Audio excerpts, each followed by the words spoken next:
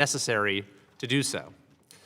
Yet, across the country, a number of school districts are introducing controversial materials into classrooms while keeping parents in the dark. One of the worst examples is Maryland's Montgomery County Public Schools, which introduced curriculum promoting gender ideology for children as young as kindergarten during the 2022-2023 school year. If a student dared to even question the content of these lessons, the district coached teachers to chastise students and repeat the same line: "That comment is hurtful." These teachings conflict with the sincerely held beliefs of many parents who are concerned about the rise of classroom content that is not age appropriate for young children. A group of parents from many faiths, including Muslim, Catholic, and Ukrainian Orthodox families, asked the Montgomery district for advance notice of days on which these concepts would be taught, so they could opt their students out. The parents did not ask to dictate curriculum nor forbid other families from participating in these lessons. They merely wanted the opportunity to keep their kids home for a day in accordance with their beliefs. The district said no. The case went to the Supreme Court. In Mahmoud v. Taylor, the court granted a preliminary injunction on the grounds that the parents' right to opt out of the district's gender and sexuality teachings was protected under the Free Exercise Clause of the U.S. Constitution. The court held that, quote, "a government burdens the religious exercise of parents when it requires them to submit their children to instruction that poses a very real threat of undermining the religious beliefs and practices that the parents wish to instill." The court concluded that, quote, "for many people of faith, there are few religious acts more important than the religious education of their children, thereby receiving, quote, a generous measure of constitutional protection." These are common sense principles. Religious freedom is a cornerstone of American life, and parents do not surrender it for their children when they enroll them in public school. Unfortunately, we'll hear testimony today that some districts are trying to circumvent or even defy the court's holding in Mahmoud. The state of California is attempting to minimize the scope of Mahmoud by giving local districts vast discretion over how and when opt-outs are allowed. Seattle public schools have gone even further by banning parental opt-outs from certain classes. These reports are gravely concerning to this committee. For the past century, the Supreme Court has repeatedly held that parents have a fundamental right to direct the upbringing, health, and education of their children, including faith. As recently as 2000, the court called it perhaps the oldest of the fundamental liberty interests recognized. Today's hearing will examine the Mahmoud case, the state of parental rights in America, and whether districts are complying with the law. In a world where new and controversial types of content are finding their way into classrooms, it is essential that parents maintain control over their child's education. The committee stands on the side of parents, students, and the Constitution. With that, I yield to the ranking member for an opening statement. Thank you very much, Mr. Chairman, and thank you to the witnesses for being here today. Public K-12 schools across the country are right now facing a deluge of crises that affect the safety, security, and academic future of students. According to Sandy Hook Promise, nearly 400,000 children have experienced gun violence at school since the turn of the century, and that's far more than any other developed country. Some kids go to school with built-in bullet shields in their backpacks, and parents live in fear that their child might not come home.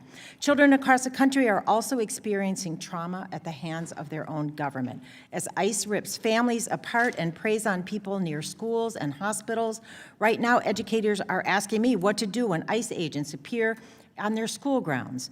They're sharing stories of children distracted by fear, families afraid to ask for help, and staff struggling to support students who are carrying adult-sized burdens into the classroom. One superintendent told me about a first grade classroom where every student had a story about being afraid of ICE. These stories are heartbreaking, and they demand our attention and action. And as our community is experiencing this overwhelming fear, Donald Trump and Secretary McMahon continue to illegally dismantle the Department of Education. Students who experience discrimination are left without recourse, as Secretary McMahon has implemented a mass reduction in force that essentially emptied the office's civil rights. And a new GAO report confirmed that the agency has dismissed 90% of the discrimination cases that have been filed. Add to that post-pandemic loneliness, device addiction, gun violence and social media addiction, it paints an alarming picture for both K-12 education and the overall well-being of our nation's children. This committee, and especially this subcommittee, has a responsibility to help children thrive regardless of their neighborhood, their family income, or, according to the United States Supreme Court in 1982, immigration status. But instead of addressing these many real dangers to students, my colleagues on the other side of the aisle are once again turning classrooms into an epicenter of culture wars to the detriment of students and families. No one is arguing that parents should not be involved in their children's education. I know that firsthand because I was an active parent volunteer for years and know firsthand that family involvement is critical to a child's development and educational success. We all agree on that. But unfortunately, instead of focusing on community, schools, or other support that would help students succeed, today's hearing will further perpetuate a culture of fear and censorship. Instead of having a meaningful discussion about how to improve education or conducting oversight on what's left of the Trump administration's Department of Education, Republicans are using parental rights as another means to undermine public education. Students deserve to learn all of the nuance and intricacies of the world around them in an age-appropriate manner. Preventing students in public schools from learning certain material based on the religious objections of a vocal minority sets a dangerous precedent. Further, it increases the administrative burden on already resource-strapped schools and educators who fear retribution for teaching about topics that some might think is controversial: world religions, classic literature, African American history, evolution, climate science, and the history of the LGBTQ community. Inclusion is not indoctrination. Differences exist in the world around us, and part of a good education includes teaching students about tolerance and understanding. Banning books or preventing students from learning about differences serves to perpetuate a culture of hatred and fear. I do want to note some hypocrisy here. Countless times in this committee, my colleagues have said they want to give education back to the states. I've heard that numerous times over the years, and for the most part, they're talking about curriculum. As we have repeated again and again in this committee, the federal government is not in charge of curriculum or what books are in schools. If parents don't like books or curriculum, they can go to the school board and ask for a change. And if they don't like the school board's decision, they can elect a new school board. That's the kind of local control I thought my colleagues wanted. My Democratic colleagues and I are committed to fighting against politicizing education. We will continue to work with students, parents, educators, and communities until every student receives an accurate and high-quality education in a safe, well-funded environment without fear of gun violence or masked federal agents breaking down the classroom door. I look forward to the conversation, Mr. Chairman. I yield back the balance of my time. Pursuant to Committee Rule 8C, all members who wish to insert written statements into the record may do so by submitting them to the committee clerk electronically in Microsoft Word format by 5 p.m. 14 days after this hearing. And without objection, the hearing record will remain open for 14 days to allow such statements and other extraneous material noted during the hearing to be submitted for the official hearing record. I will now introduce our witnesses. Our first witness is Mr. Eric Baxter, the Vice President and Senior Counsel at the Becket Fund for Religious Liberty from Washington, D.C. Our second witness is Donald Docherty, a Senior Litigation Counsel for Defense of Freedom Institute from River Hills, Wisconsin. Our third witness is Mr. Zalman Rothschild, an Assistant Professor of Law at Yeshiva University, Cardozo School of Law from New York City. And our fourth witness is Ms. Sarah Parshall-Perry, a Vice President and Legal Fellow at Defending Education from Arlington, Virginia. We thank the witnesses for being here today, and we look forward to your testimony. Pursuant to committee rules, I would ask that each limit your oral presentation to a 3-minute summary of your written statement. As committee members have many questions for you, the clock will count down from 3 minutes. However, pursuant to Committee Rule 8D and committee practice, we will not cut off your testimony until you reach the 5-minute mark. I'd also like to remind the witnesses to be aware of your responsibility to provide accurate information to the subcommittee. I will first recognize Mr. Baxter for your testimony. Good morning, Chair Kiley, Ranking Member Bonamici, and distinguished committee members. I'm Eric Baxter from the Becket Fund for Religious Liberty and the lead attorney for the plaintiffs in Mahmoud v. Taylor. Mahmoud is the Supreme Court's most significant parental rights case in half a century. It affirms parents' right to opt their children out of public school instruction that violates their religious belief, but it also signals a move to strengthen religious liberty more broadly. The case arose after the Montgomery County, Maryland School Board introduced LGBTQ storybooks with the stated goal of disrupting students' thinking about gender and sexuality.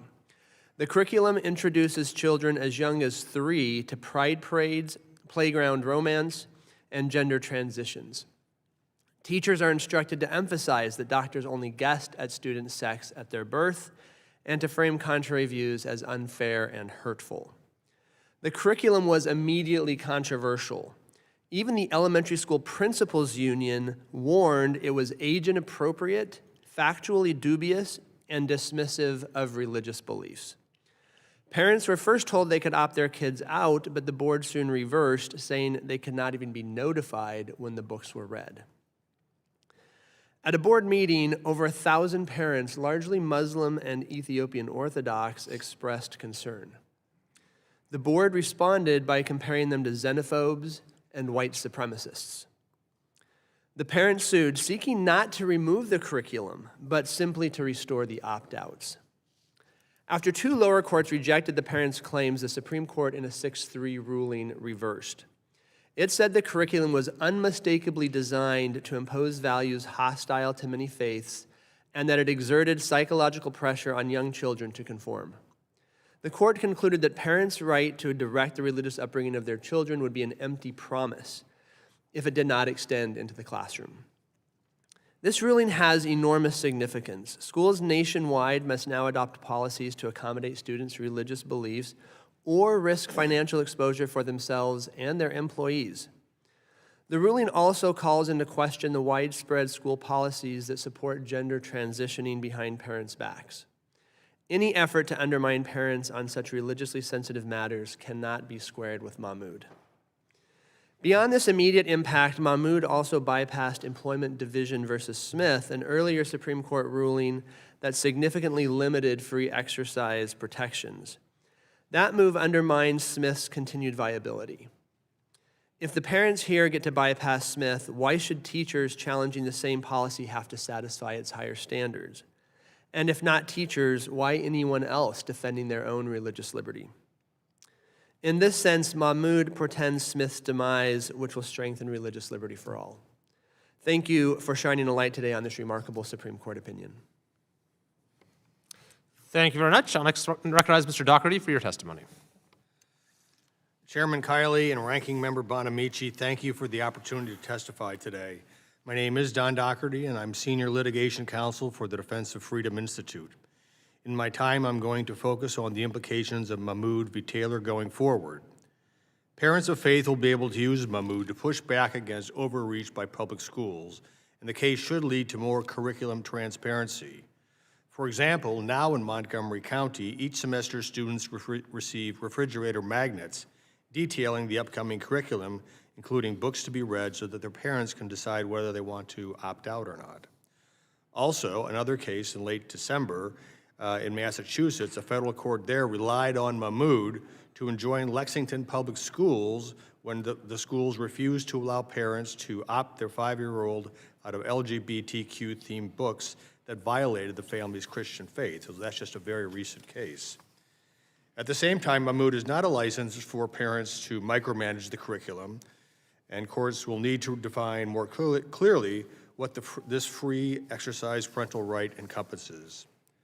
Some parents in Mahmoud objected to the storybook series on purely secular grounds, and the Supreme Court has recognized that under the Due Process Clause of the 14th Amendment, that is apart from the Free Exercise Clause of the First Amendment, parents have a substantive right to direct the upbringing and education of their children generally, not just in matters of religion. Guidance from the federal courts will be needed on this issue as well going forward. Finally, a mystery surrounding Mahmoud is what critical principle was the Montgomery County Board of Education trying to vindicate by defending its no opt-out policy all the way to the Supreme Court. Many people wondered about this. In addition to Montgomery County families, many Montgomery County principals and teachers in public schools questioned the use of the storybook series. Before the case was decided, the Washington Post and the New York Times criticized the board's decision to force parents to go to court, and the board expended considerable taxpayer dollars fighting those parents when they could have easily reached, I believe, an out-of-court settlement. During oral argument at the Supreme Court, Justice Kavanaugh, who pointed out that he is a lifelong resident of Montgomery County, he stated that he was a bit mystified how it came to this, noting that Maryland was founded on religious liberty and expressing surprise that the board had decided that this is the hill we're going to die on. Justice Alito similarly asked the board's attorney, what's the big deal about allowing parents to opt their children out? And even Justice Elena Kagan, who ultimately dissented, said she suspected that there were a lot of non-religious parents who weren't all that thrilled about this. Although no one can read the board's minds as to what they hope to achieve through this case, at the least, Mahmoud did reveal how disconnected some public schools have become from the families that they serve. The First Amendment and the Bill of Rights generally exist to protect individual rights from a tyranny of the majority. As public schools more and more encroach on aspects of a children's upbringing beyond the core curriculum, the importance of constitutional bulwarks only increases. In Mahmoud, the Supreme Court wisely reinforced the free exercise bulwark. At the same time, parents cannot allow themselves to be treated like a captive audience by their elected representatives.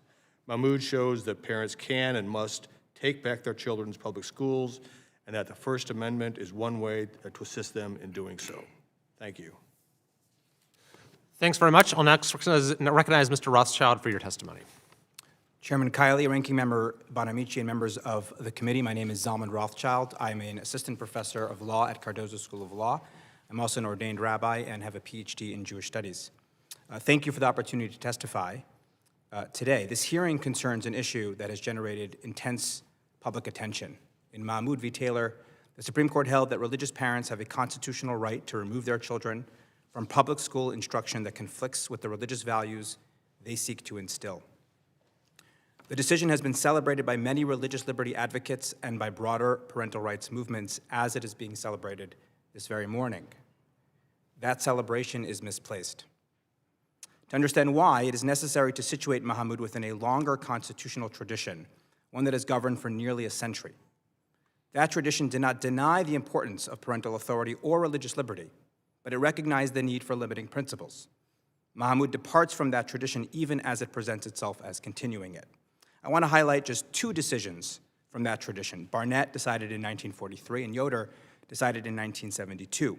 Both are often invoked as victories for parental and religious rights in education. Both were far more limited. In Barnett, the court held that public schools could not compel Jehovah's Witness children or any children to salute the flag and recite the Pledge of Allegiance.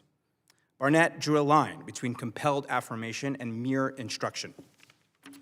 Schools could teach contested ideas, they just could not require students to profess them. Second, the court went out of its way to clarify that, quote, the issue as we see it does not turn on one's possession of particular religious views or the sincerity with which they are held.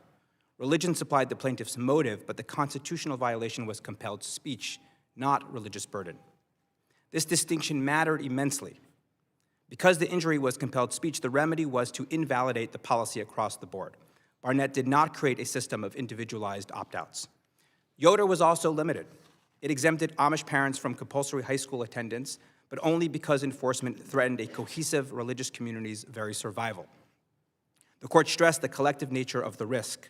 Compulsory schooling carried, quote, a very real threat of undermining the Amish community and religious practice as they exist today, end quote.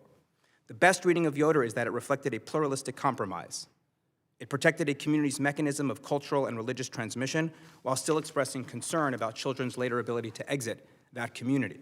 It was not a general endorsement of parental opt-outs from public school instruction. For 80 years, courts uniformly applied these distinctions. Parents could choose either public or private education. Students could not be compelled to affirm beliefs. And religious communities could, in rare circumstances involving threats to their survival, obtain narrow exemptions from high school compulsory education laws. But parents had no general right to opt out of public school curriculum simply because it conflicted with their values.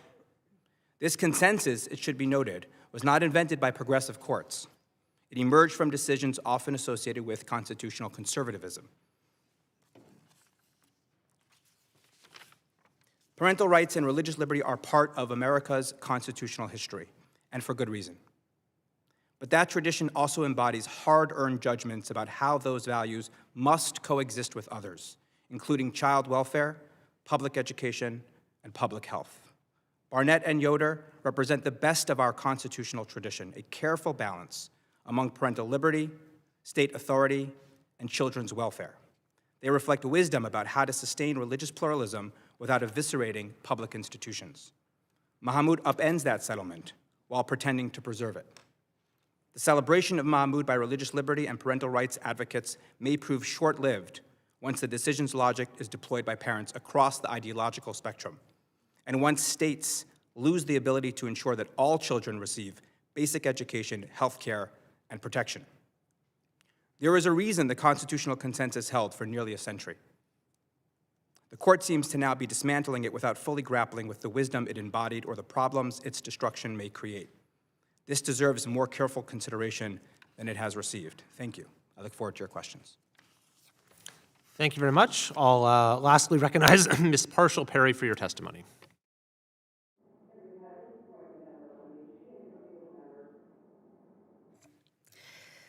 Chairman Kiley, Ranking Member Bonamici, and distinguished members of the subcommittee, good morning. As a legal scholar, a policy analyst, and a mother, the issue we're here today to discuss is near to my heart, and I commend the committee for holding this hearing. Mahmoud wasn't simply an extraordinary case because of its well-reasoned holding and sound jurisprudence. It was extraordinary insofar as the petitioner's challenges were necessary at all. That their years-long effort to opt their children out of questionable material pursuant to their free exercise rights even required the Supreme Court's deliberation is a grave condemnation on the state of American education writ large. Rather than orienting public classrooms toward the urgent task of reversing the nation's flagging NAEP scores, indicating that only 22% of our high school seniors are numerate and only 35% are literate, most schools seem content instead to educate for activism, social justice, and queer propaganda. Consider a few of our unearthed examples. In Lexington, Massachusetts, kindergarten students are subjected to DEI curriculum that includes instruction on changing their bodies to fit their gender identity. In South Burlington, Vermont, the elementary school curriculum directs students to become active anti-racists with resources from the groups Reading is Resistance and Woke Kindergarten.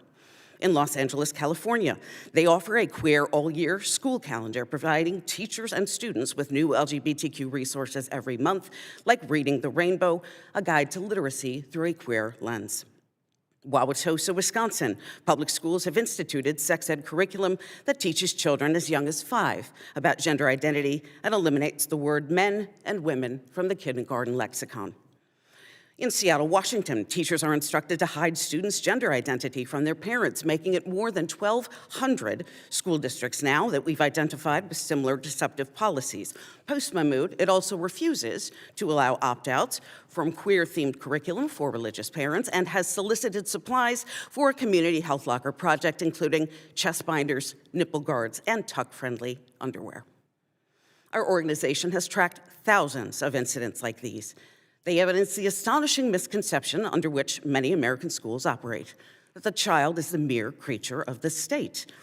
But the Supreme Court, however, has held precisely the opposite more than 100 years ago in Pierce versus Society of Sisters, when it struck down Oregon's compulsory public education law. 20 years later, it reinforced Pierce in Prince versus Massachusetts, holding that the custody, care, and nurture of the child reside first in the parents, whose primary function and freedom include preparation for obligations the state cannot supply or hinder. Yet again, in Wisconsin versus Yoder, the court hewed closely to precedent, determining that a parent's interest in the free exercise of religion outweighed the state's interest in compelling school attendance beyond 8th grade. Mahmoud was the capstone in the court's parental rights and religious liberty canon, reinforcing the pre-political, natural, and ancient right of a parent to direct their child's upbringing. But the statist notion that children belong to all of us, that schools, not parents, know better, is both intractable and persistent. Despite Mahmoud's unequivocal edict then, the battle for parental primacy is only just beginning. Thank you, and I welcome your questions. Thank you very much to all of our witnesses. Under Committee Rule 9, we will now question the witnesses under the 5-minute rule, and I'll first recognize the chairman of the full committee, Mr. Wahlberg, for 5 minutes. Thank you for your kindness on that, Mr. Chairman, and thank you to the witnesses for being here. As a parent who gave life to 3 children, and as a grandparent who saw my kids give life to 7 grandchildren, I appreciate the fact that we're talking about this issue. Because frankly, it involves the very survival of the family itself and the primacy of parental responsibility, let alone rights. Not one school board member gave life to my 3 kids. And in a time when we are about to see a rapid increase of lawsuits coming from transgendered young people who have finally seen they were lied to, I'm hoping that Montgomery County schools will receive significant lawsuits in the process. We need to remember as well that parents can't opt out of paying local public school taxes. That's the difference, Mr. Rothschild, that we're talking about here. They can't opt out of paying for something that they disagree with strongly. Though they can leave the schools, they still pay the taxes. Mr. Baxter, thank you for your work at the Supreme Court to defend parents. You are doing the Lord's work, truly the designer's work. It's been over 6 months since Mahmoud was decided. Have states been adjusting their policies to align with the court's decision in Mahmoud, or are states looking for ways to work around the court's decision? Microphone. I think it's important to remember that school boards across the country have long had opt-out policies, including Montgomery County itself. It was only when this particular curriculum was introduced that the board withdrew the opt-outs. And so when Mr. Rothschild asked, where will this all go? This was an extreme outlier situation where and there are other schools doing this, pushing an extreme ideology and then trying to block the parents. We're simply asking to maintain the status quo in Mahmoud to allow parents to continue to make these decisions, especially on issues of gender and sexuality, where all 50 states require some kind of parental consent. But there are some states that are continuing to buck the rule from the court. We'll have to be watching that carefully. Thank you. Mr. Doherty, Christian parents have drawn a lot of attention in this case.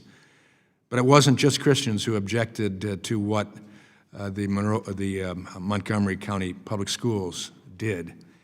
Can you talk about why parents from other faiths found the school system's policy so concerning? As a practicing Catholic, I know that tradition best, and I understand how it violates, that tradition. But certainly, as Mr. Baxter knows, his clients included Muslims, Eastern Orthodox. I think there were some Jewish parents involved. So all the Abrahamic religions were represented. And I think, just you look to, scripture and things like that show that these types of lessons that were being taught by this storybook series violate that. And again, as we talked about, some parents who were completely secular, not religious, they too objected, thinking that, my child, and this started like with pre-K, and then kindergarten up to fifth grade, I should say, that no children should be exposed to this kind of stuff at that young age. And the notion that the school board was trying to do so offended a lot of people, religious and even non-religious. Yeah, they could see it went against science and even common sense. Ms. Parshall-Perry, you mentioned in your testimony, and I quote, that parental rights are pre-political, ancient, and fundamentalist. I agree fully. Can you explain more what that means and how these 3 pillars are essential to preventing government tyranny? Absolutely. These are connections that are rooted in biology, the very nature of the parent-child relationships, which predates not only government, but the Constitution itself. In fact, some of the earliest writings that we see are from the 13th century in Thomas Aquinas' Summa Theologica, in which he wrote about the nature of the parent-child relationship and how it is fundamental. It is that basic building block of all civilized societies, and it is something on which the Supreme Court first weighed in 1923 in Meyer versus Nebraska, recognizing that this was a right that simply had to be found somewhere in the Constitution because we knew it had always existed from time immemorial. We lose our country if these fundamental principles are broken down, starting with the family and the parents in controlling their children for the best interests of our country. Thank you so much. I yield back, Mr. Chairman. I'll now recognize the ranking member of the full committee, Mr. Scott. Thank you, Mr. Chairman.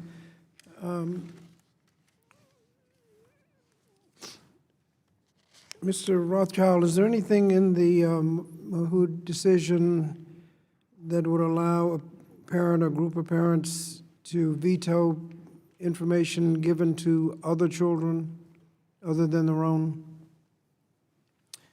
Part of the problem with the decision in Mahmoud is how confusing it is. On the one hand, it presents itself as very narrow, an interpretation that was echoed by Mr. Baxter, and the court goes on for about 10 pages explaining how indoctrinating these picture books were, suggesting that that would be the limiting principle. But then, somewhat cryptically, Justice Alito adds a paragraph at the very end saying, in any event, it doesn't matter. Essentially, everything that I just said doesn't matter. And the only question is, does this interfere with the parent's ability to instill within their child their religious values or their religious beliefs? There's no endpoint to that. Well, but they can opt their own children out. Can they veto the material being shown, presented to other children? Ostensibly not, because the decision is framed around opt-outs specifically. Okay. Now, to opt out, do you have to have a legitimate claim of religious liberty? Or can you opt out for values or opinions, like I don't want climate change presented, or not for religious purposes, but I just don't think LGBTQ material ought to be presented to that. It's just age inappropriate. Do you have to have a legitimate claim of religious liberty? Mahmoud is a religious liberty case, yes. So you just can't opt out on opinion? Right.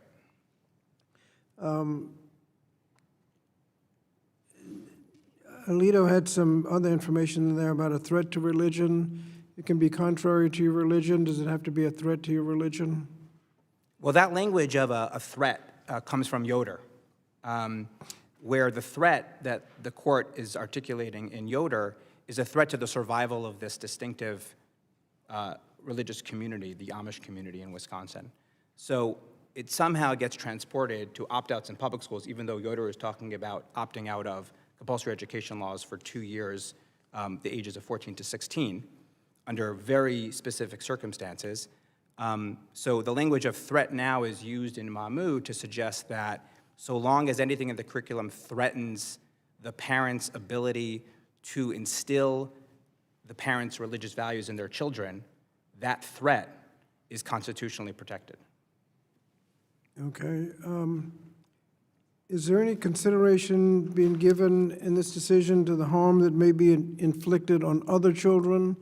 When they see some of their classmates opting out, all of a sudden it puts a different view on the material they may be given. Is any consideration being given to the effect of all these opt-outs on the other children? The court gives no consideration to that. It just dismisses it out of hand. So one of the arguments that the board made was that there's inherent value to teaching inclusivity to children, and you can infer from that that it very much undermines the message of inclusivity when a group of students, stand up and walk out. It's like a walkout, essentially, from that particular teaching. And the Supreme Court was just extremely dismissive about that particular interest that the state had articulated. And finally, if you have a complaint about this, what agency in the federal government would you seek guidance from? Would it be the Office of Civil Rights in the Department of Education? I would assume so. And are you aware of what's happening to that agency? Being dismantled along with the rest of the department? Yes. Thank you, Mr. Chairman. I yield back.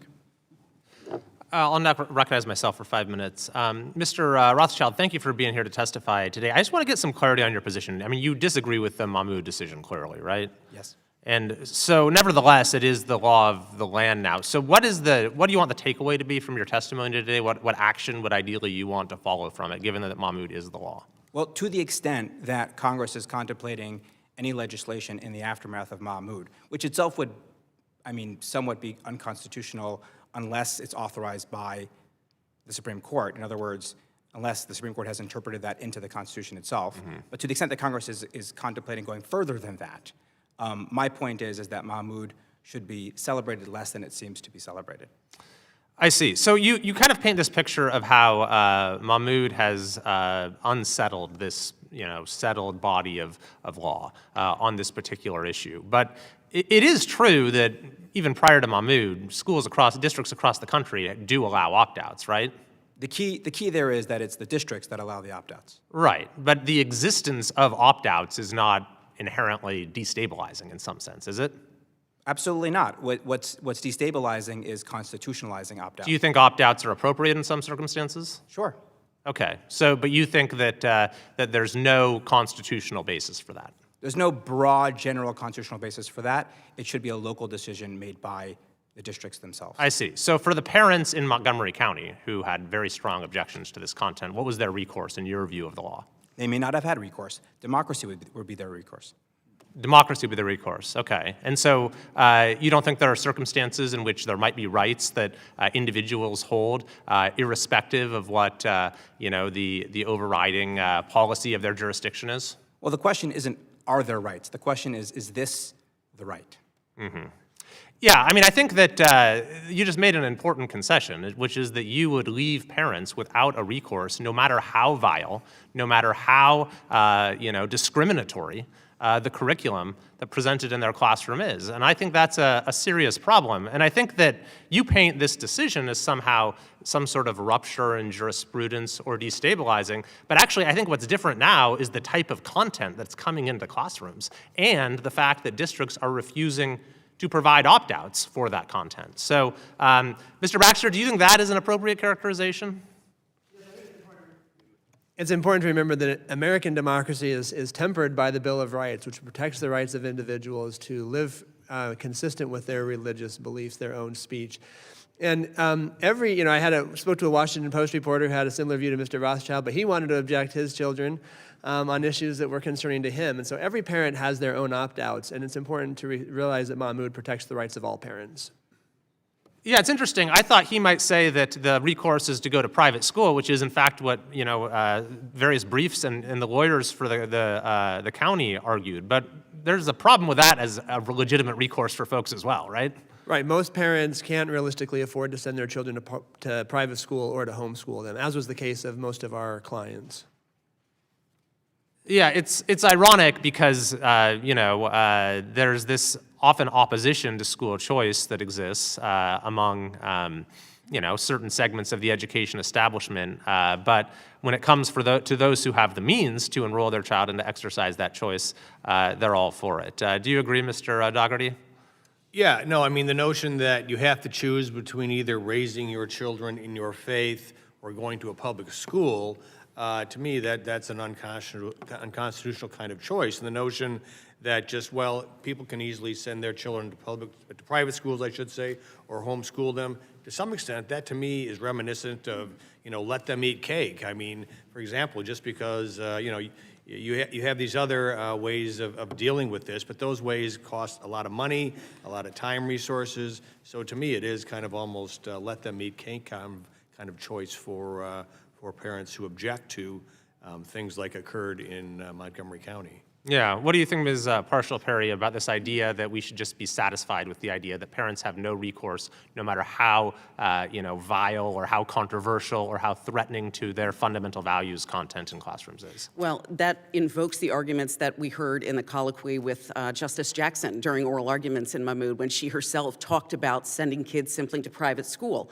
Private school is about 10% of American school kids, nearly 90% of them, go to public schools. It is a function of necessity for many parents. It was for my 3 children. I have 2 sons who have disabilities who specifically benefit from the civil rights laws that are enforced through public education and will continue to be, regardless of the future of the Department of Education. They will be offloaded to other agencies per interagency agreement or congressional action. But it is, I think, a false choice to say you must participate in a mandatory tax scheme, but you also have to give up your religious liberty rights.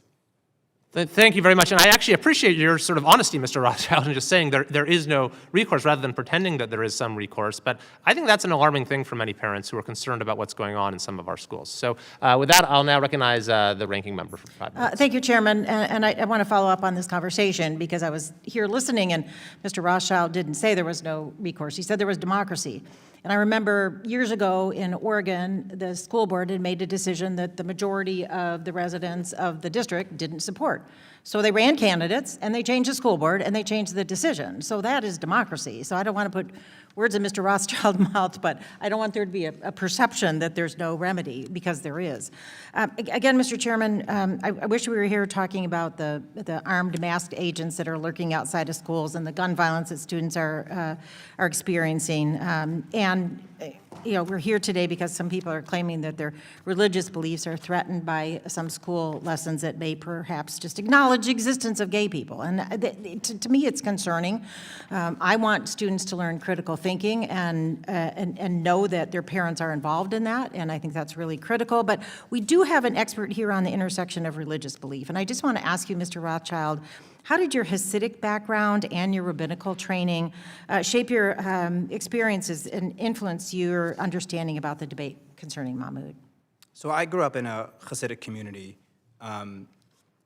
which in many ways was a really beautiful upbringing, childhood, and education.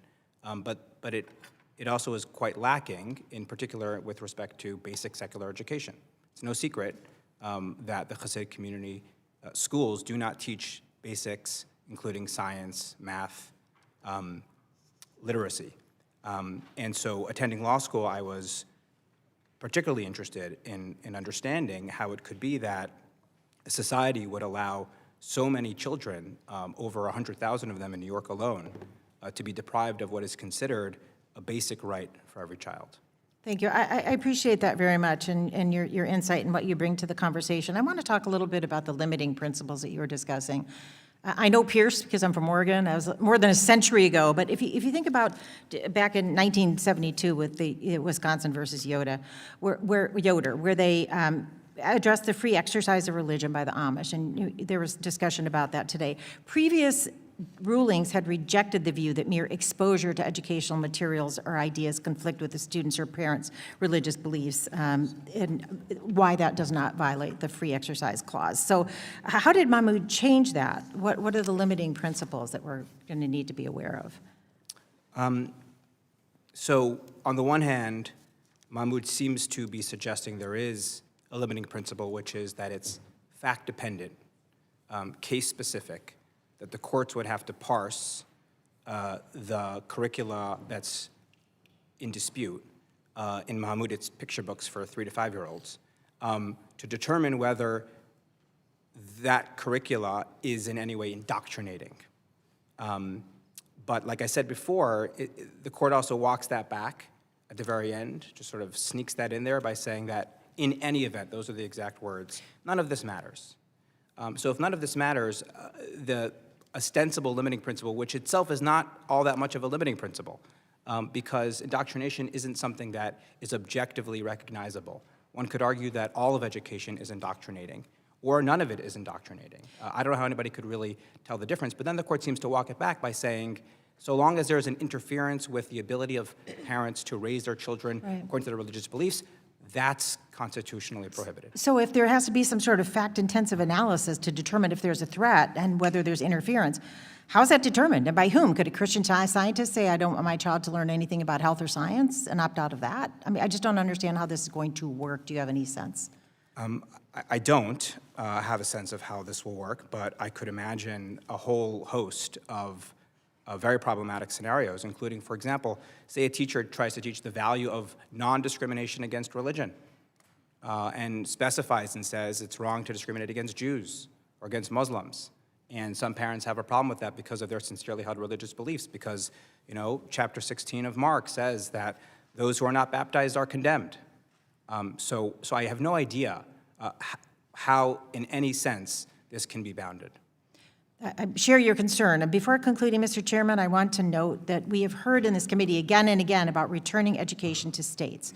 But here we are, using this hearing as an attempt to dictate what can and cannot be taught in schools. And we've heard countless times in the committee, that is not the federal government's role to interfere in local curriculum decisions. We should not be using our time and resources to perpetuate a culture war that most American families don't want. And I encourage my colleagues to select hearing topics that actually matter, like gun violence, trauma inflicted by ICE, and how dismantling the Department of Education affects schools and students. And Mr. Chairman, I do ask unanimous consent to enter into the record a letter from Americans United for Separation of Church and State on religion in public schools, as well as a scholarly article by Richard Katze and Ira Lupo called Mahmoud versus Taylor, Cause or Effect of Disruptions in the Public Schools.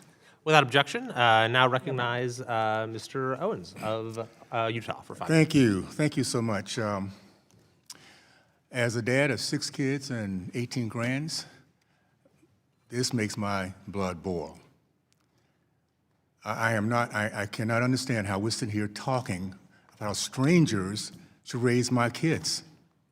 Now, if you want to know how this opt-out's going to look, we got it. It's called choice. And you're going to see the mass opt-outing of programs like this. 3- and 4-year-old kids being taught this sexual smut. And we're sitting here as adults thinking it's okay. I'll say this, just to summarize before I get into my questions.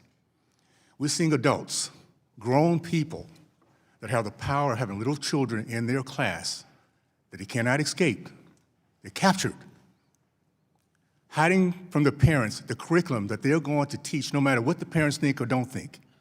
By the way, that's the way the communists and socialists work. If you want to know how that looks, it's not hypothetical. And then hiding behind unions so they won't get fired. I say 2 things about these kind of people. They're bullies and they're cowards. And I don't want them anywhere close to my kids. So I will be choosing opt-out. And my parents, my kids will be choosing, and my grandkids will be choosing opt-outs whenever we have a situation like this. And I tell you what's going to happen? The free market's going to show itself in a big way. Schools like districts like this will go out of business. We will not fund this anymore, and parents will not show up anymore.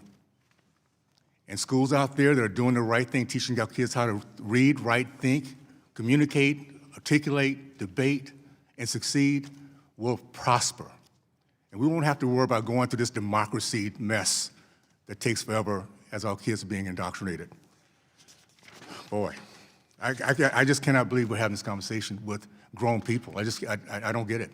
I just don't get it. Anyway, no, I do get it, but anyway. Mr. Doherty, you mentioned that some parents objected to inappropriate teachings or had no religious faith. Well, I'm glad that the court protected the rights of these religious parents, but I'm concerned about the school boards that still force non-religious parents to have their kids indoctrinated. Your written testimony quoted that Justice Kagan mentioned that probably a lot of non-religious people who aren't really thrilled about this either. How do you think courts will look at protecting rights of the non-religious parents? Well, as I think Ms. Perry noted, there's a case called Pierce that says that, among other things, well, it says that parents have parental rights under the 14th Amendment, Substantive Due Process Clause, and it says, critically, creatures, should say children are not mere creatures of the state.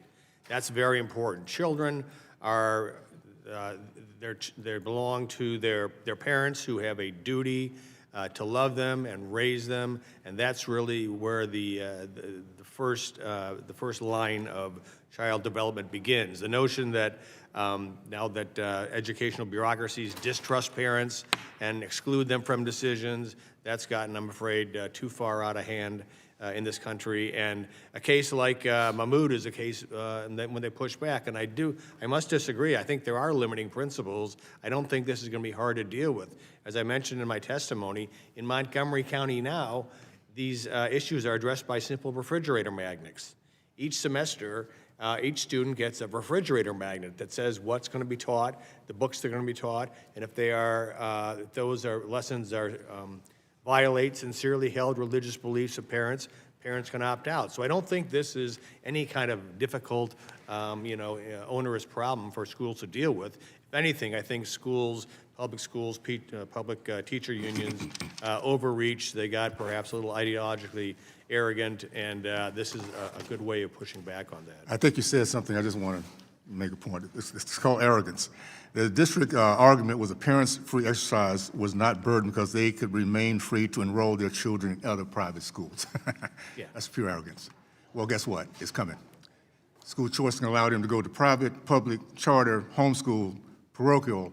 You're going to see a remarkable opt-out, and I'm excited about that. Real quickly, Mr. Baxter, many oppose the lawsuit against the district, believe that parents should have engaged in the democratic process to make their voices heard rather than resorting to suing the school districts.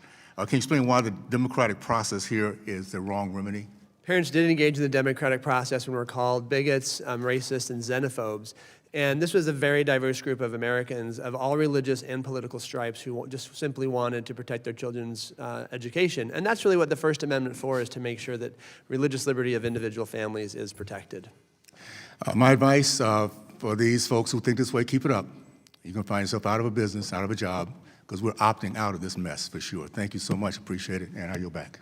Representative Adams of North Carolina is recognized. Thank you, Mr. Chairman, and thank you to our witnesses for being here. The Supreme Court's decision in Mahmoud v. Taylor was narrow, but the conversation surrounding it has not been.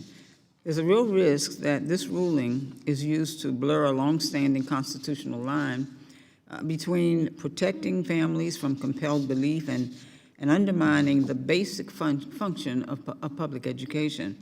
Public schools do not exist to affirm any one worldview. They exist to prepare students to live in a diverse, pluralistic society. That necessarily includes exposure to ideas that students and families may not agree with.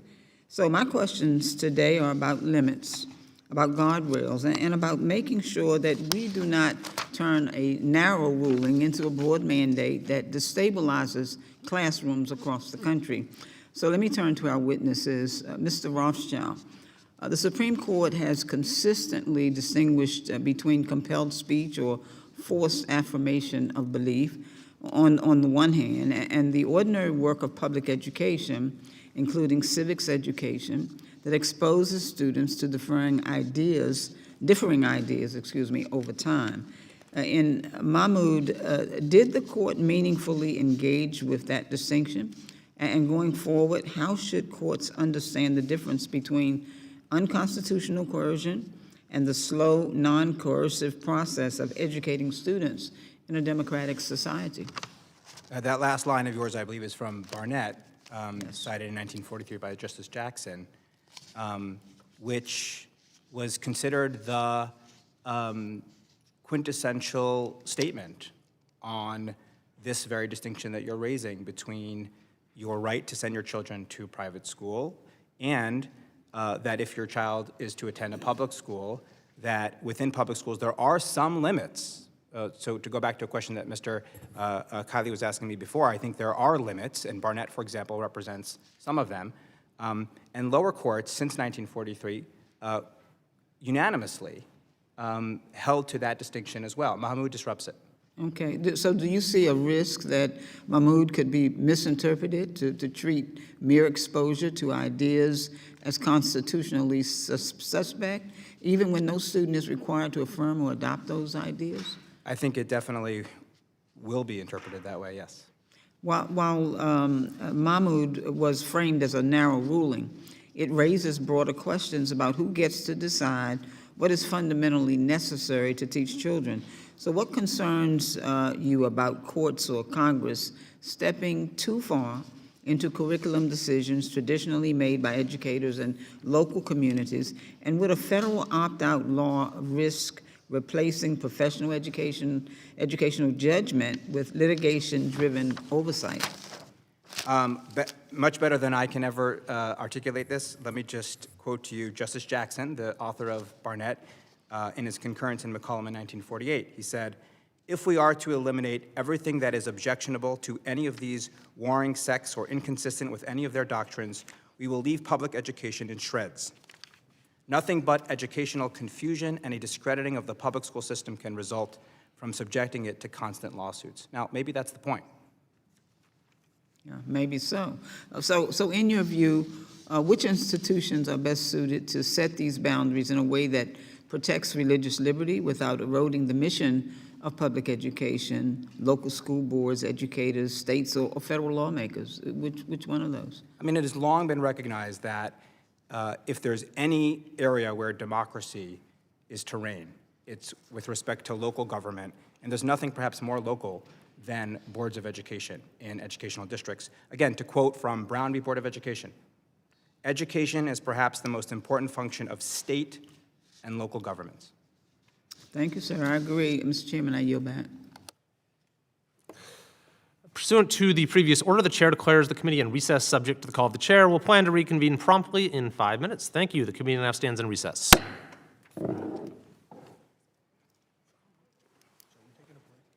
5-minute break. 5-minute break. Yeah.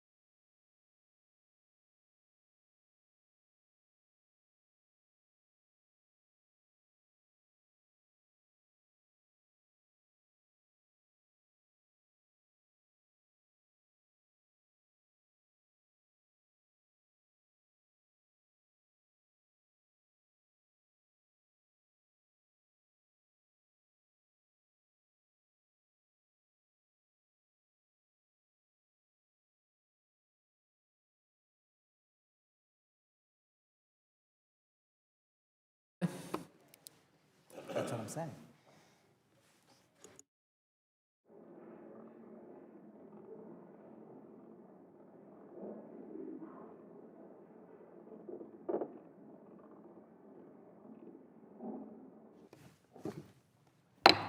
Committee is back in order.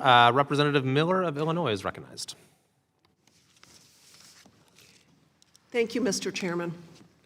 Parents have the God-given right to raise their children, especially when it comes to educating them in accordance with their faith. This fundamental freedom includes the right to know what their children are being taught in school. These foundational rights are reinforced by federal legislation through the Family Educational Rights and Privacy Act, FERPA, and the Protection of Pupil Rights Amendment, PPRA. The bottom line, parental consent is integral to our educational framework. Schools cannot conceal student information from a parent. Schools must recognize this reality. But it comes as no surprise that Democrats want to take away parental rights in education. When parents voice concerns about what their children were being taught during the pandemic, Joe Biden's Department of Justice labeled them as domestic terrorists. Last year, parents in Montgomery County, Maryland, scored a monumental victory when the Supreme Court reaffirmed what we already knew to be true: parents control their children's education. However, many school districts continue to circumvent the Supreme Court's ruling, including my home state of Illinois. For example, Chicago Public Schools featured sex education curriculum beginning in kindergarten.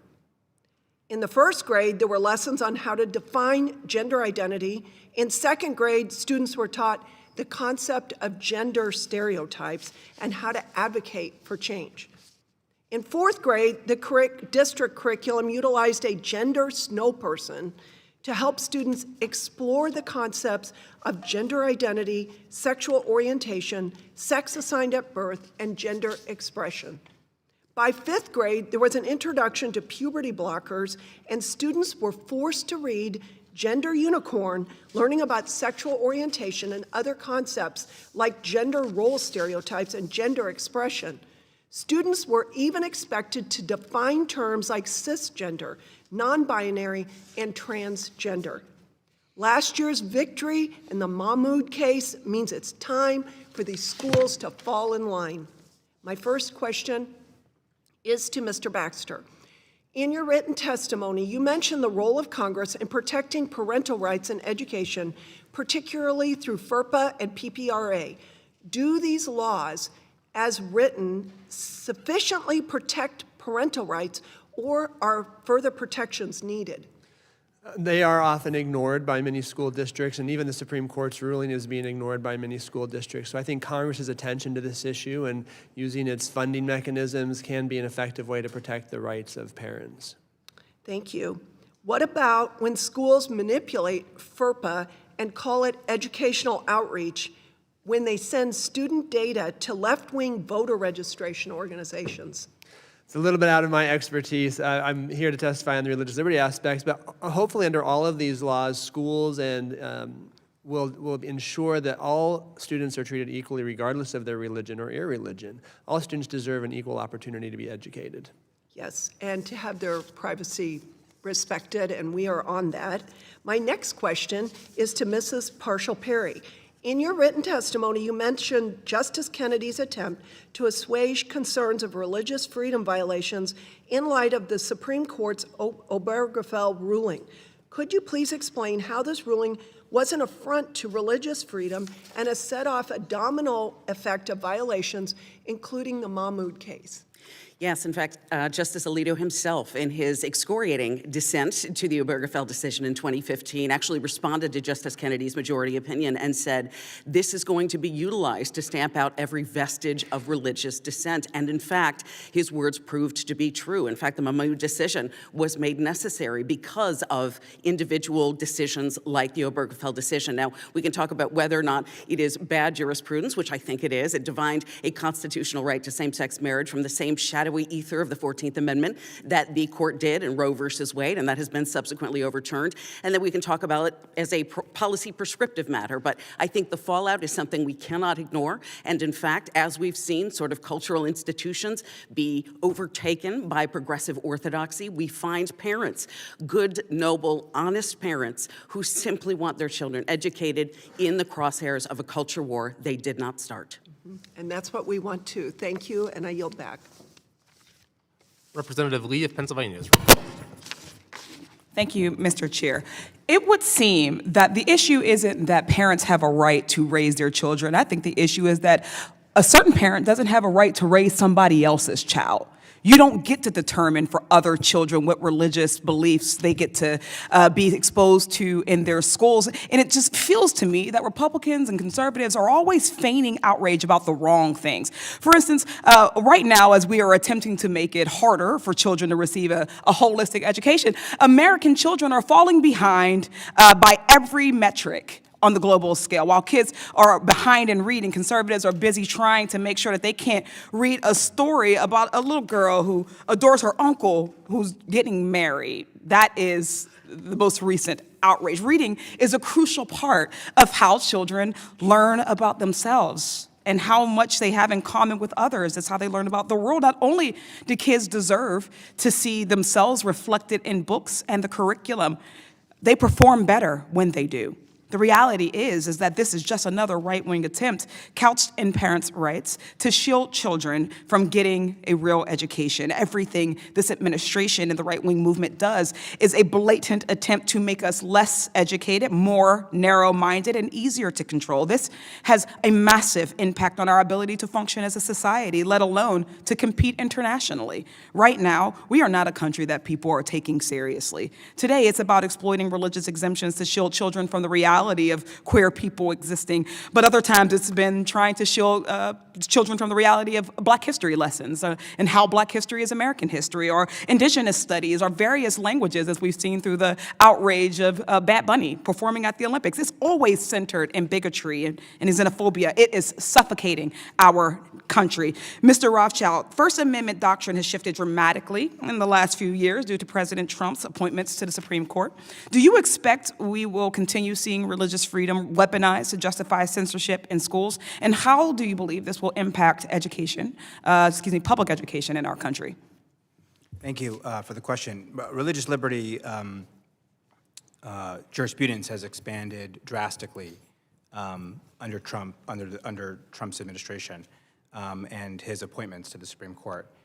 So, for example, during the pandemic, the Supreme Court interpreted the meaning of religious discrimination under the Free Exercise Clause in exceptionally expansive ways, such that basically any law that doesn't provide an exemption for religion is discrimination against religion. Most recently, it's Mahmoud, where the focus is not on religious discrimination, although there's vestiges of that in Justice Alito's opinion too, where he frames the lack of opt-outs and the teaching, or the reading rather, of these picture books as hostility, as explicit hostility towards religion. So essentially anything can be framed as discrimination against religion, but technically speaking, Mahmoud is a religious liberty case, not a religious discrimination case.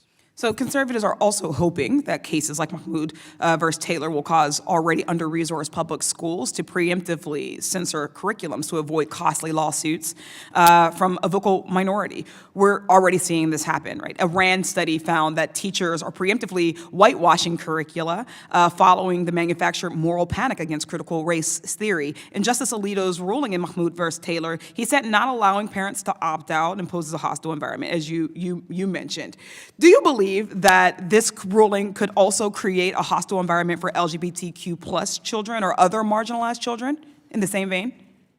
Yeah, I mean, I could just imagine, and this was argued in Mahmoud, that if you allow for opt-outs, it's not only about the administratability of the opt-outs, and one of the concerns that the board had in Mahmoud was the influx of requests for opt-outs once these children books were introduced into the curriculum. It's not just administratability, it's also the messaging that is sent when children are allowed to walk out of the classroom as soon as teachings about inclusivity of other children is implemented. Thank you.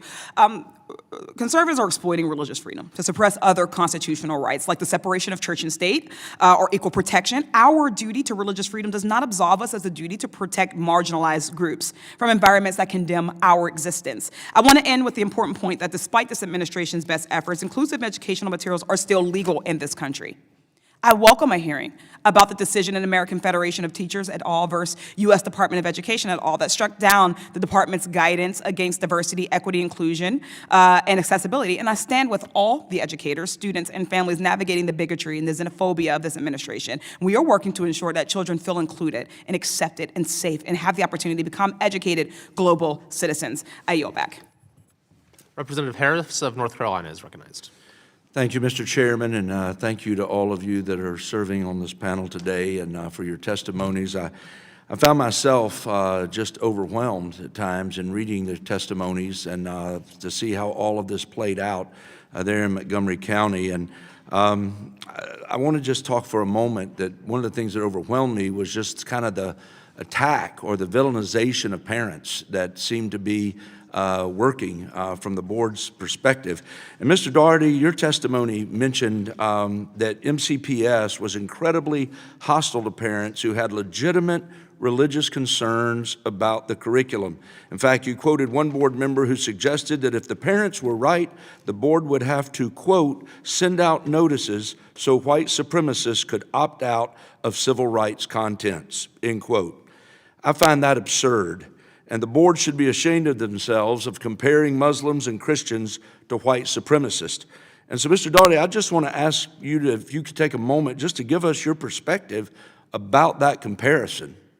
Yeah, I mean, again, as I said earlier, I think one of the things Mahmoud revealed is how disconnected public schools are from the students and the families that they serve. The notion that that Jewish families, Muslim families, Christian families, Ethiopian Orthodox are white supremacists or can even be equated to white supremacists. Right. That's insulting as anything. I mean, that making that kind of extreme analysis or analogy just shows how out of touch they were.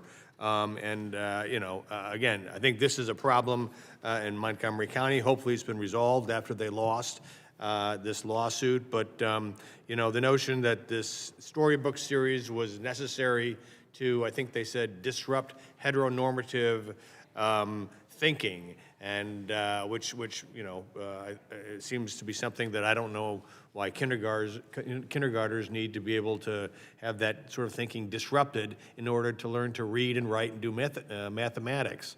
So yeah, it really was kind of scary how the school board chose this is the hill they were going to die on.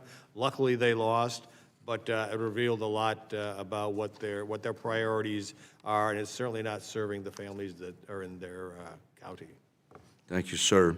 Ms. Parshall-Perry, there's been a lot of conversation today about inappropriate content in this hearing, but I think many people really don't realize how deeply inappropriate it was. In fact, some of the left have characterized these teachings too often as lessons in mere tolerance or lessons in just mere understanding, and I think that is horrifically misleading. Would you take a moment just to share how inappropriate was this content? This centered on 5 LGBTQ-themed storybooks for children as young as 3 and up. So again, we need to view this from the perspective of the diminished capacity of minors. This was very distinctly designed to change perspectives. And in the colloquy with Alan Schoenfeld, who was the attorney for MCPS, and Justice Alito, he said, why don't you just come out and say exactly what you want to say? You're trying to change minds. You have a distinct perspective on these things you were trying to institute in minors' minds. 2 of the storybooks, not only Uncle Bobby's Wedding, but Pride Puppy, addressed non-binary individuals, drag queens, and pride parades. These are individuals who don't have a concept of their own identity as it relates to whether or not they want to be a fire person or a fairy when they grow up. What we're dealing with is a designed attempt to change minds on perspectives. And I would hearken back to what Congresswoman Lee said earlier, which is there are a number of very primary considerations in American education. Our biggest threat is the fact our children cannot read or do arithmetic, and there is a reason Harvard now offers a remedial math class. If we divest this kind of curriculum from public education, our children will succeed. Thank you, ma'am. And real quickly, in the last 40 seconds, Mr. Daugherty, you mentioned it in your written testimony about parents asking for opt-outs, and that was brought up earlier. And it's fairly common across the country for schools to allow parents to opt out. So the Maryland parents really weren't asking for a radical new policy. But can you talk for the last 20 seconds about the kinds of teachings parents can often opt out from, both at MCPS and in general? 47 of 50 states allow parents by statutory right to opt out of classes on human sexuality, family life, including Maryland. Now in Maryland, just showing you frankly the disingenuous of the board here, they didn't classify this storybook series as human sexuality because that would have meant the parents had the statutory right to opt out. Instead, they said it was part of English and language arts, which to me seems silly. I mean, again, I think most of the people in this room were able to learn to read and write and do math without having their heteronormative normative things disrupted. So I think it was slippery, evasive, and disingenuous not to say this is a human sexuality part of the curriculum, in which case there was a statutory right under Maryland law and most other states for the parents to opt out. Thank you, sir. Mr. Chairman, I yield back. Representative Hayes of Connecticut is recognized. Thank you, and thank you to our witnesses for being here, but I'm having a really hard time following along with this hearing because terms like school board and district are being used in the abstract. Where I'm from, the school board is composed of local members of the community who are elected to serve on these boards. And in the state of Connecticut, we have our curriculum framework comes from the state, which says these are the topics that have to be taught. And then at the local level, local curriculum committees decide how will we teach those. In my district, a local curriculum committee, I should probably add that I'm not talking about this in a hypothetical way. I taught in my school district, was the head of many curriculum committees, was the Connecticut Teacher of the Year, was the National Teacher of the Year. I looked back at my notes to see how the last 8 curriculum committees I served on were composed, and they were subject matter teachers, technology coordinators, special education teachers, administrators, parent representatives always on these curriculum committees, students and community members who decided not only what the curriculum would entail, but how it would be taught. One step further, as a teacher, every week I had to turn in my actual lesson plans of what I was going to do Monday through Friday in my class. Those lesson plans were posted on Parent Square. Parents had the ability to view them, and we always had an opt-out policy. I actually believe that parents should have the ability to opt their children out of a lesson that they feel is offensive, or not offensive, but goes against their religious beliefs.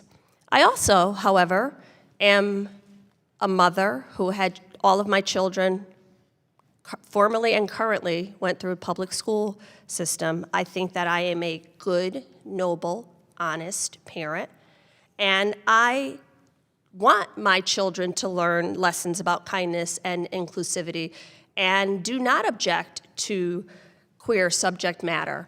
So I think that the rights of those parents like me, should also be respected to have their children learn about their neighbors and people in their community. And while I agree that math and reading are very important, I also, and let me just say this, I want my children not only to learn about those things, but then come home and us have conversations about what this looks like in our community, because they will be living alongside people who they may not agree with, who have different lifestyles, who make different choices than them.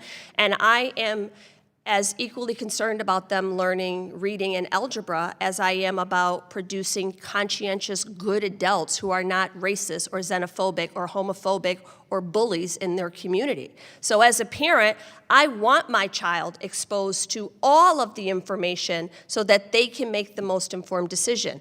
So I guess my question is, Mr. Rothschild, I'm going to come to you.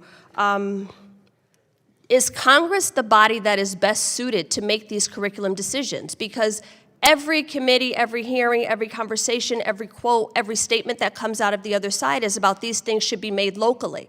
And now we're here today saying that a local board of education made up of local representatives, local curriculum that chooses their curriculum materials that people can challenge if they don't like the decisions that come out of this board. They can elect new people to the board and change it. And now we're saying that those people still shouldn't be able to make decisions on behalf of the children in their community. Mr. Rothschild, should that be something that Congress does? Again, I think the Supreme Court worded it a lot better than I could ever word it. And so in Millikins v. Bradley, this is what the Supreme Court had to say. No single tradition in public education is more deeply rooted than local control over the operation of schools. Local control over the educational process affords citizens an opportunity to participate in decision-making, permits the structuring of school programs to fit local needs, and encourages, quote, experimentation, innovation, and a healthy competition for educational excellence. That's a quote from a previous Supreme Court decision, within the Supreme Court decision. I just want to say, I mean, I have members of my own family who identify as gay. I have people in the community who I look up to who identify as gay, and I want my children to know that those individuals are not an abomination. Those individuals are not indoctrination to care about people being able to live their life in the way that they choose. And again, the fact that this committee is doing this, you know, I'm a teacher, I also represent Newtown Sandy Hook. We have yet to have one hearing on school shootings. So if you want to protect children from the things that help them thrive in school, I would suggest that we start with that. I yield back. Representative Messmer of Indiana is recognized. Thank you, Mr. Chairman, and thank you to our witnesses for joining us here today. Mr. Baxter, you mentioned in your testimony the congressional amicus brief that was submitted to the Supreme Court in the Mahmoud versus Taylor. I joined my colleagues in both chambers in signing under this brief, which challenged policies that compel students to participate in instruction that may conflict with their religious values and infringe on their First Amendment protections. Can you explain how this brief impacted the final decision made by the court? Thank you, Mr. Messmer, and all who joined the brief. It was a critical brief cited by the court, showing that there are, in the public schools today, there are children being opted in and out of the classroom all the time for learning English as a second language, for individualized education plans, and it's no additional burden to respect the few parents who have religious objections that want to opt their children out of 1 hour of curriculum. Thank you. Thank you, and I was pleased that the Supreme Court decided to let parents make important decisions about what their children are exposed to in public schools, especially when it involves ideology that violates their family's religious beliefs. Mr. Doherty, for any school district watching this hearing, what advice would you give them on how to protect parental rights and religious liberty in the wake of Mahmoud? Well, certainly, again, already Montgomery County has figured out how to deal with it with the refrigerator magnets that they get every semester telling parents what's going to be taught in the following semester. I think transparency in curriculum is going to be key going forward. The ability to opt your children out of certain lesson plans that you object to or that conflict with your religious beliefs, that means nothing unless you know when that's going to be coming. You have notice. So I think through use of web-based tools and even refrigerator magnets, I think that schools can and will and must be more vigilant about letting parents know exactly what their kids are going to be taught so that they can then exercise their opt-out right. And obviously, Montgomery County having lost this lawsuit, I think that shows an incentive that you don't want to be on the wrong side of that decision going forward. Thank you. Ms. Parshall-Perry, many people think that children are merely creatures of the state. Many commentators are outraged by the Mahmoud decision and argued that school boards should have absolute control over what their children learn. Can you explain why that worldview is so dangerous? It's not only dangerous, it's judicially inaccurate. In fact, the Supreme Court held precisely the opposite in Pierce versus Society of Sisters in 1925.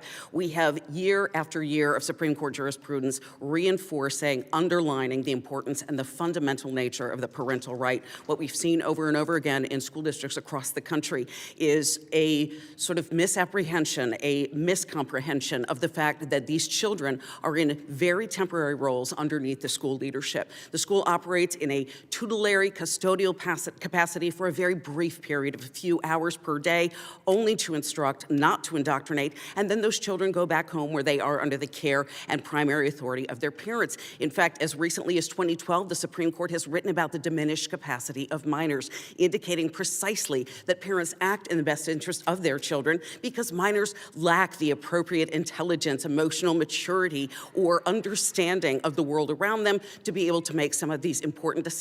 That is why the Mahmoud decision was necessary in the first place, because many of these children, 3, 4, 5, were too young to know what the concepts were that they were actually being taught.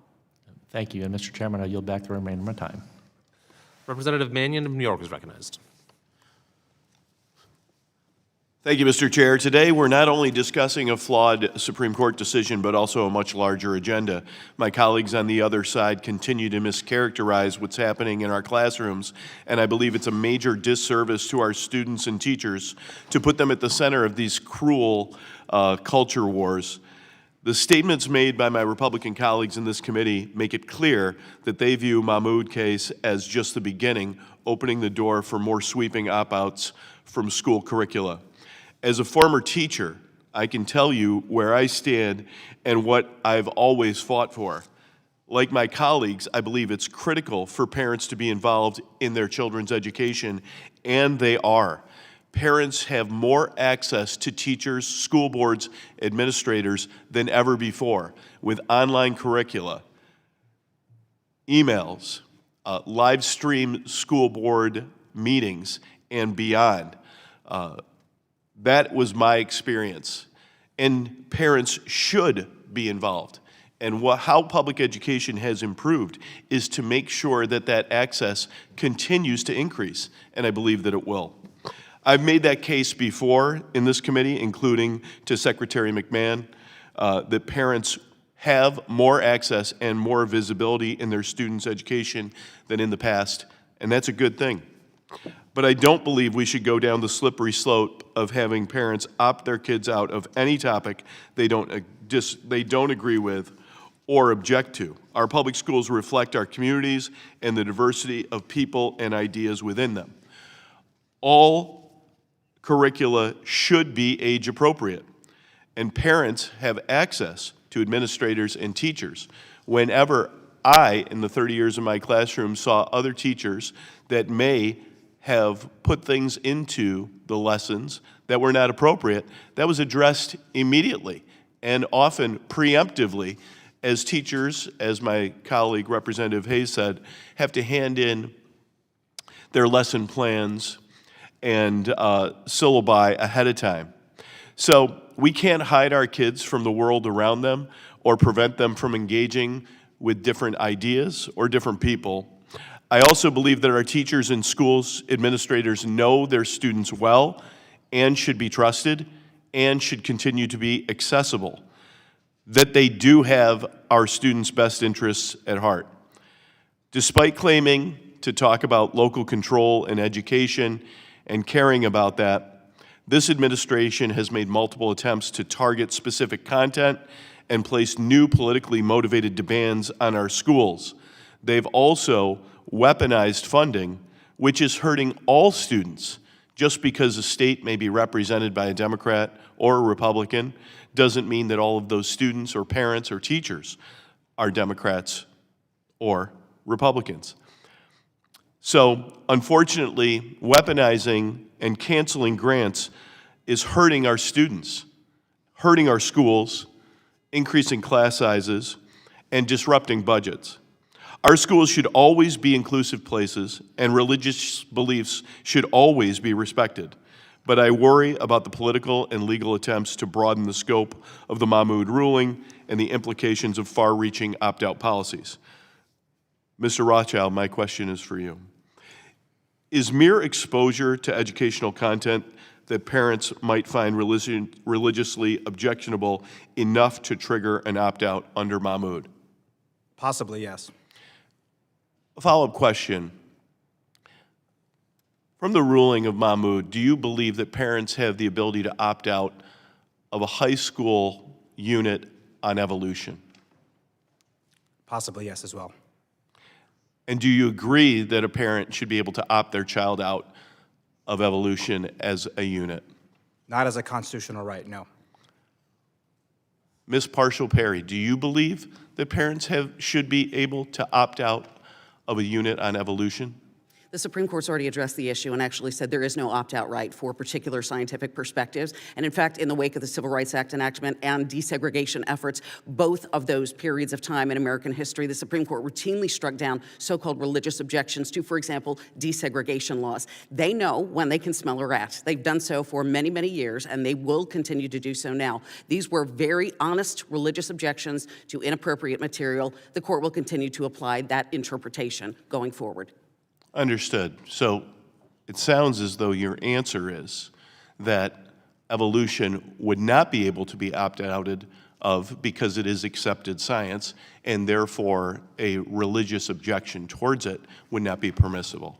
It is a scientific perspective, absolutely. It is generally included in scientific classes for which there is no constitutional or statutory opt-out right. There may be religious objections. Those can be raised individually, but the Supreme Court has already addressed the question of evolution in public education. Thank you. I yield back. Representative Rulli of Ohio is recognized. Well, thank you, Chairman. Nobody knows their child better than a parent. Not a teacher, it's the parent. Parents have a God-given right to know what their children are being taught in schools. In Ohio, we protect that right. Parents can review any material that includes and specifically sexual content and excuse that child in Ohio from that being taught. Being a school board member for many years, when I heard about the violation of parents' rights in Maryland and that being stripped away by the parent, it just totally made me sick.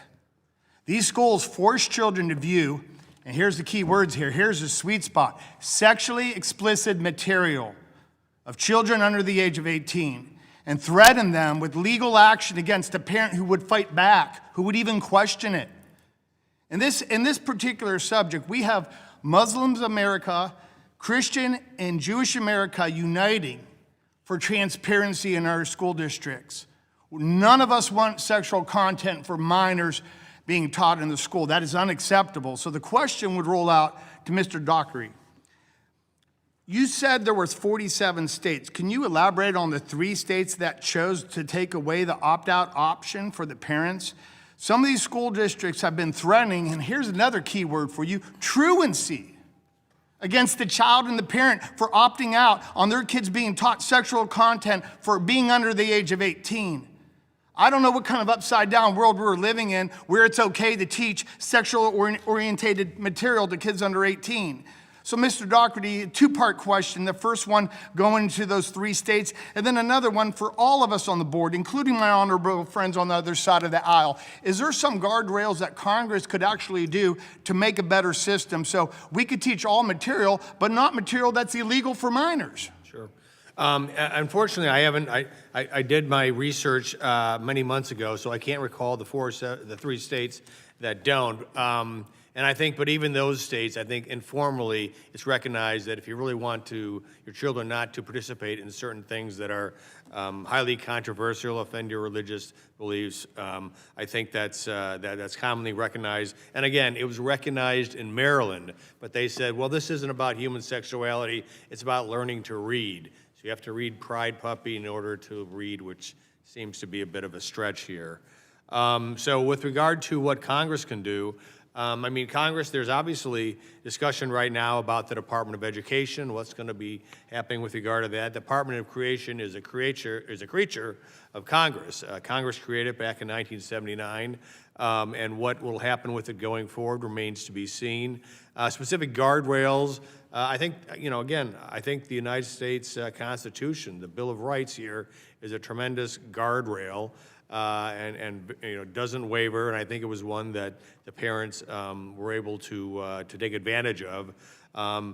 I would say also, too, that parents and voters do need to be careful about who's on their school board sometimes. It's my understanding, Mr. Baxter may know better, but some of the board members who stood up for this principle back when the case was started are no longer on the school board.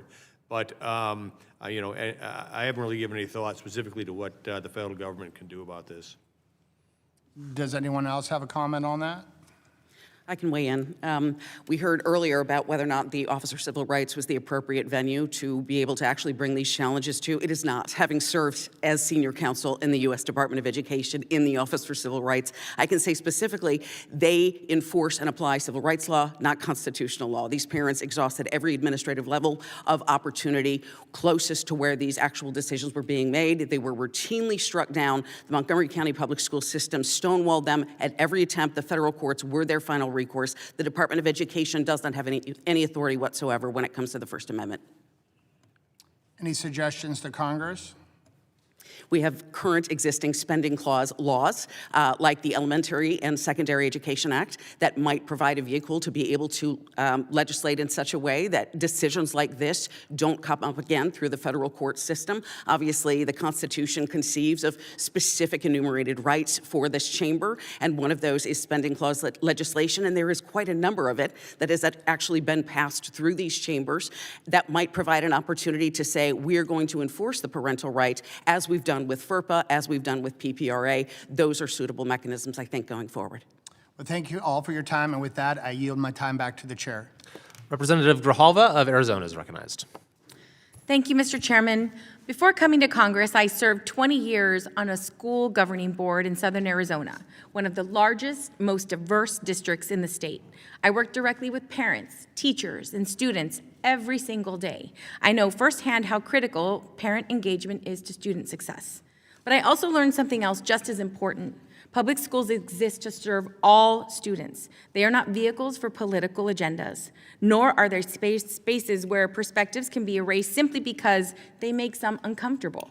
The Supreme Court's decision, Mahmoud v. Taylor, was narrow. It does not give politicians permission to micromanage classrooms, override professional educators, or turn public schools into the latest front in a culture war. Framing this federal overreach as consistent with returning education to the states is plainly contradictory to the majority's own stated agenda. Federal government overreach is the opposite of local control. At the same time, we cannot ignore the broader context. Instead of investing in students and strengthening public education, some are pushing to dismantle the Department of Education and privatize our own public school system. These efforts do not empower families. They exacerbate existing inequalities, weaken accountability, and put our most vulnerable students in greater risk of being left behind. Our responsibility is clear. We must ensure students learn in a safe, welcoming, well-funded schools where curiosity is encouraged, facts are taught honestly, educators are respected, and every child has a real opportunity to succeed. My question will be to Mr. Rothschild. Is there a limiting principle in Mahmoud? Are we on a slippery slope where schools will find themselves overwhelmed with opt-outs that the curriculum will be erased to the lowest common denominator as to what is taught?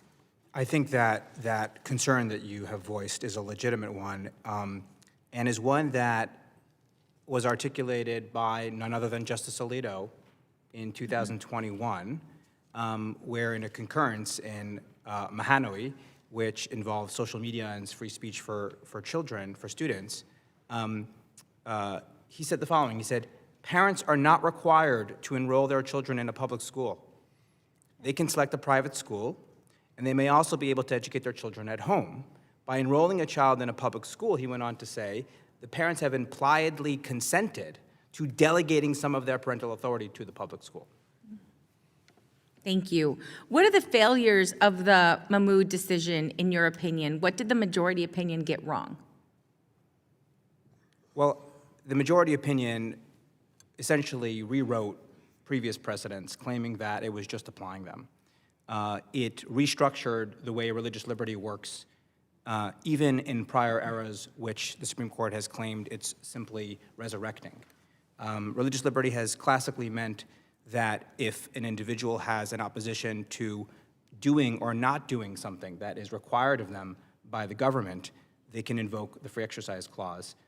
But here, the right, as it is framed by Justice Alito and Mahmoud, is a right to unfettered control over the moral shaping of your child, even when you have opted to send your child to a public school. What I think is really interesting is that every school district has their own governing board that is duly elected. Those decisions should be made by those that are elected from that community. My concern, and one that I've pondered quite a few times while I've been in this room, is that the Republican Party, from what I understand, is the party that wants things to go back to the local level. But then when it's something that's an inconvenient truth, we tend to stick our nose in and try to rewrite federal. I want us to continue to support our duly locally elected school districts to make decisions about school curriculum. Every single curriculum that is taught in our public schools is open in Arizona to anyone who wants to, and they have the option to opt out, and we should continue to push those kind of initiatives. Thank you, and I yield back. Thank you very much, and I'll now recognize the ranking member for a closing statement. Thank you very much, Mr. Chairman, and thank you to the witnesses for the testimony today. This subcommittee is responsible for and should be comprehensively addressing the real issues affecting K-12 schools and protecting our children's future. But instead of addressing the actual dangers to students, my colleagues on the other side of the aisle have chosen to turn classrooms into the epicenter of a culture war. I noted Mr. Doherty just said that it's his understanding that the Montgomery County, Maryland school board members aren't there anymore. Well, you know what happened yesterday in Montgomery County? A 16-year-old student was shot in his school. You can't solve that with a refrigerator magnet. The Supreme Court decision in Mahmoud versus Taylor has opened yet another avenue for Republicans to attack public education to the detriment of students and families. No one is arguing that parents should not be involved in their children's education. On the contrary, we recognize that family involvement is critical to a child's development and educational success. But by turning what is taught in the classroom into a political issue and improperly a federal issue, Republicans are using our children's future as a weapon to deepen partisan divides and threaten the foundations of our public education system. My Democratic colleagues and I will not support politicizing education. We will continue to work with students, with parents, with educators, and with communities until every student receives an accurate, high-quality, age-appropriate education in a safe, well-funded environment without fear of gun violence or masked federal agents breaking down the classrooms. Education that engages them and inspires them and leads them to be creative, tolerant, critical thinkers who are compassionate members of their community and our country. And I yield back the balance of my time. Thank you very much. Thank you to all of our witnesses. I think a major takeaway for me from this hearing is that the position of the opposition here is that there is no recourse for parents. That's an exact quote from their chosen witness, which I find to be very troubling.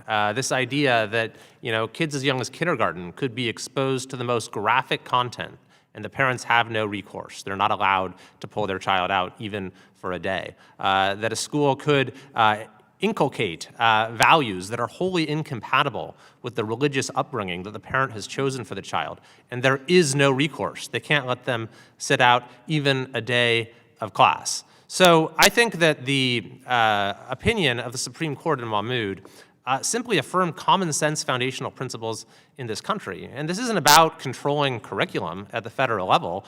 When a parent opts out, the curriculum stays the same. The other students who choose to participate, their families, can be exposed to whatever curriculum is chosen at the local level. It certainly isn't about undermining local control either. I believe very strongly in local control when it comes to education. But at the same time, there are basic constitutional rules of the road that all institutions must abide by. And what the Supreme Court has recognized is that religious liberty is one of them, and the right of parents to direct their upbringing of children is intricately bound up in that. So I think this is a very important decision, and this committee will be assuring that it is honored and respect, so that the rights of parents are respected throughout the country. Without objection, there being no further business, the committee stands adjourned.